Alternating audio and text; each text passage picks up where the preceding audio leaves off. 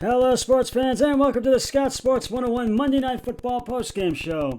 The Colts had a 25-9 lead, but they could not close it out as the Ravens scored 25 unanswered points in the fourth quarter and in overtime, and the Ravens made a remarkable comeback to beat the Colts in dramatic fashion by the final score of 31-25 in overtime tonight at M&T Bank Stadium in Baltimore, Maryland.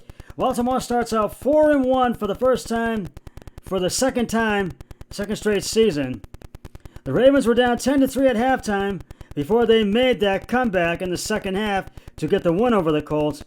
And what a night for Lamar Jackson. 37-43 carries and attempts, 442 yards, 4 touchdowns, and no interceptions. And on the rushing side of the ball, 14 attempts and 62 yards. And with that, because Lamar Jackson had 4 touchdowns for 442 yards, but Tom Brady yesterday had 5 touchdowns for 411 yards. So in this case, since Lamar beat the yards, I am giving my player of the week this week is Lamar Jackson, and my team of the week is the Baltimore Ravens. It is Baltimore this week. So I thought it was going to be Tom Brady for the second week in a row, but Lamar outdid him. So I'm giving it to Lamar Jackson this week. Jackson had the best performance of his career in this game tonight by far, and boy was it ever. And I just feel, as for the Colts, almost everything went right early on. They were up 3-0 in the first quarter, and then led 7-3 in the second quarter, and then they were up 10-3 at halftime, and then in the third quarter they led 16-3. Then they led 25-9. They had a 25-17 lead, but the Colts just could not close it out in regulation or in overtime as they lose, as the Ravens get a game-winning touchdown, as the Colts lose a heartbreaker to the Ravens by the final of 31-25. So the Colts fall to 1-3, and the Ravens go to 4-1. Actually, 1-4, excuse me. And the Ravens go to 4-1. We're going to recap this game right now. The first quarter, the Ravens went 3 and out after 3 plays and 5 yards, had to punt. And then Carson Wentz pass short, middle complete to Jordan Taylor for a 76-yard touchdown. Blankenship's extra point is good. It was 7-0. 7-0. Colts. So it was a 7-0, and they had their 7-0 lead. Excuse me. Then the Ravens went 3 and out and had to punt after 3 yards and 3 plays and 5 yards. Then Indianapolis fumbled, and it was that Carson Wentz steps back to pass and then fumbles for -5 yards, and it was recovered by Baltimore by Williams at the Baltimore 19. He was tackled, and then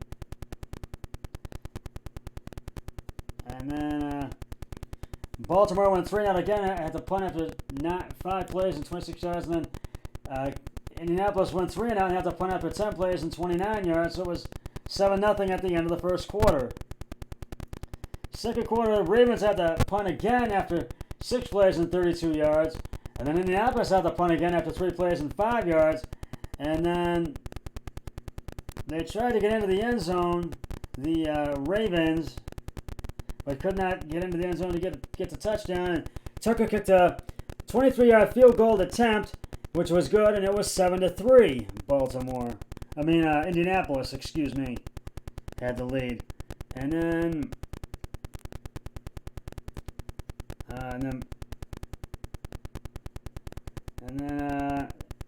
Baltimore tried to get into the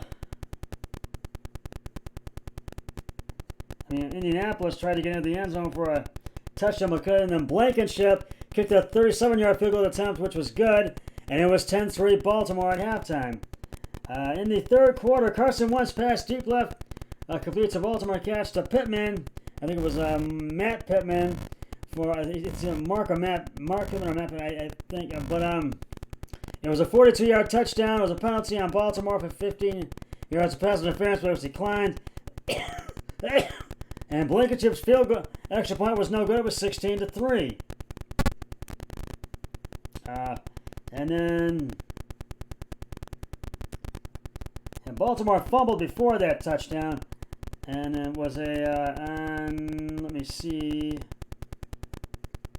Yeah, Lamar Jackson rushed right to minus 1 yards on fumbles forced by Blackman, and fumbled recovered by Indianapolis to Leonard, and it was a penalty on Dylan Luka forward pass, and the 5 was accepted. So then Indianapolis scored that touchdown, and then after that, the Ravens finally get a touchdown.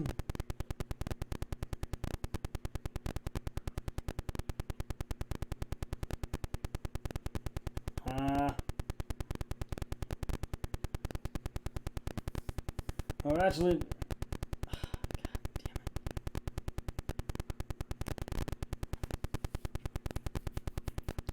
the Lamar Jackson had pass complete to a catch made by Marquise Brown at the Indianapolis 2 for a 43-yard touchdown. It was 22. The extra point was no good, and it was 22-9. Then Indianapolis scored, and that was it was a 4-yard touchdown. It was 22-3. They had a Baltimore in the end zone and it was a 2-point conversion. Also, but it failed. So it was 22-9 at the end of the third quarter. In the fourth,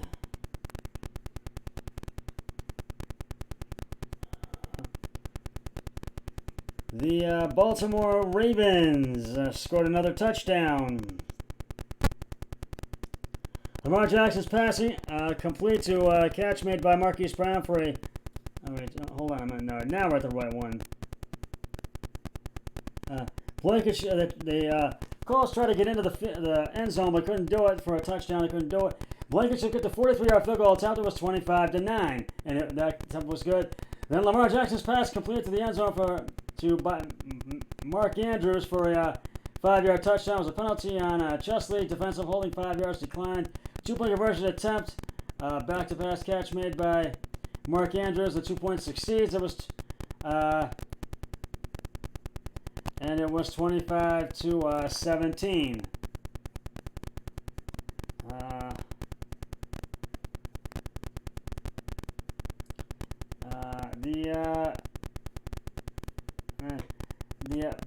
The Colts had a blocked field goal. They tried to get in the end zone because they had to try to kick a field goal, and it was blocked. His 34-7-yard field goal attempt was blocked by Leonard Rhodes, and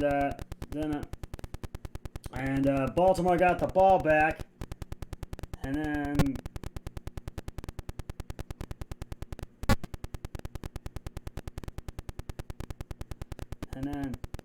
this one when Baltimore tied it up.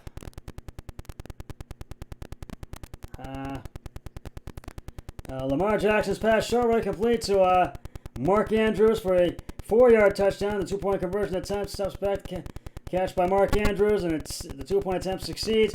And the game was tied at 25 all. And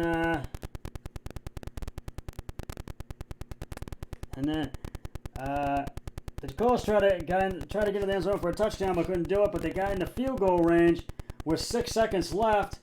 And Blankenship's 47-yard field goal attempt was no good. And to overtime we would go. And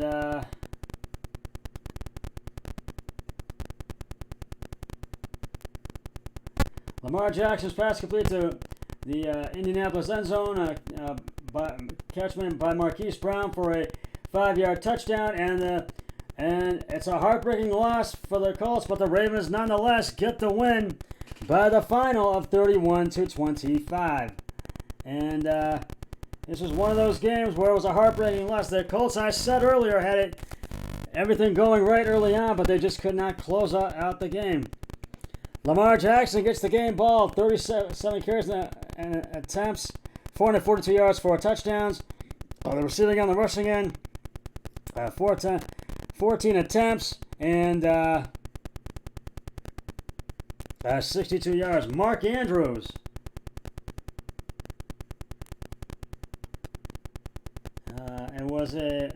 Mark Andrews. 11 receptions, 147 yards. They get the game ball. They both get the game balls. And it was Jonathan Taylor, excuse me. Jonathan Taylor who made those plays for the Colts. My mistake. But Lamar Jackson is my player of the week, and the Baltimore Ravens are my team of the week for this Monday. And before I get to the games for Week 6, I want to let you know, my brother-in-law won the picks. He was 12-4, I was 11-5.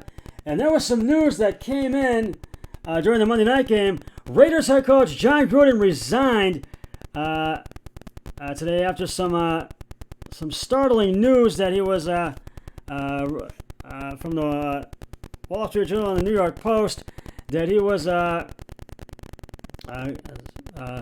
some speculation that he was not doing that he was speculating he was doing something that was not good, and he was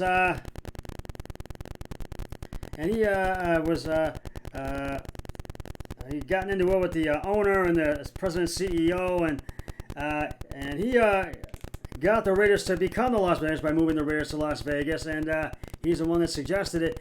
And the Raiders won their opening day game over the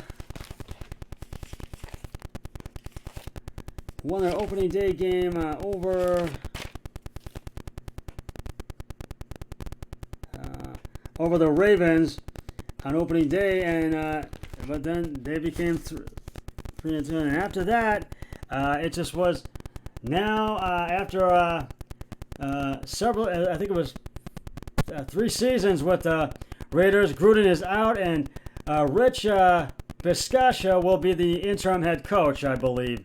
So yes, Jon Gruden resigns as head coach of the LA Raiders. Now we've got some great action coming up for Week 6 of the NFL. The kickoff Thursday night, the kickoff Week 6 of the NFL, the Tampa Bay Buccaneers will take on the Philadelphia Eagles at Lincoln Financial Stadium in Philadelphia. Minnesota travels to Carolina to take on the Carolina Panthers. Green Bay travels to Chicago to Soldier Field to take on the Chicago Bears in a classic NFC matchup. The Cincinnati Bengals travel to Detroit to take on the Lions. The Houston Texans will travel to Indianapolis as they return from Baltimore. They will take on the Houston Texans, and hopefully they can get the win and end that losing streak early. The Los Angeles Rams will take on the Giants at MetLife Stadium in New York.